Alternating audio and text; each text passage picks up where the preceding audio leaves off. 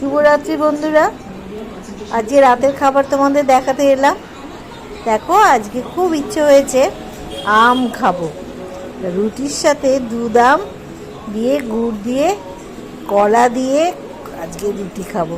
তরকারিটা এমনি এমনি খাবো, বুঝতে পেরেছ? আজকে আম দিয়ে, কলা দিয়ে, দুধ দিয়ে আর মজা আসে খাবো।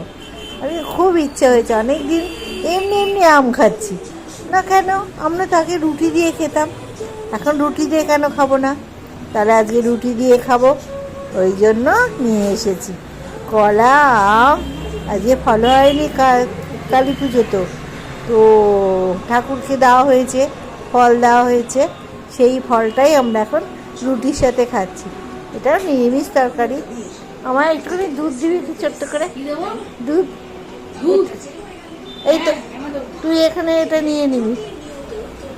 এতটা আম আমি খাবোই না, আমার মেয়েকে বলেছি তুই খাবি, ভালো বলিনি? দেখো, সব নিজেখানে আটিটা রেখে দিয়েছে আর আমাকে সব আমগুলো দিয়ে দিয়েছে। ভালো লাগে বলো? কি বলবো বলো? ওই জন্য নয়, আমি একটু দিয়ে দেবো ওকে। আম খাওয়া ভালো। এটা গোলাপ খাস আম, বুঝছো? লাল, এটা গোলাপ খাস আম, খুব ভালো আমটা, মিষ্টি। আর এইটা দিয়ে খাবো। বাহ, এই দেখো দুধ এসে গেছে, এই দেখো দুধ দিয়ে, কলা দিয়ে, আম দিয়ে চকুটে খাবো। হেবি মজা আজকে আমার খাওয়ার, একদম দারুণ ব্যাপার।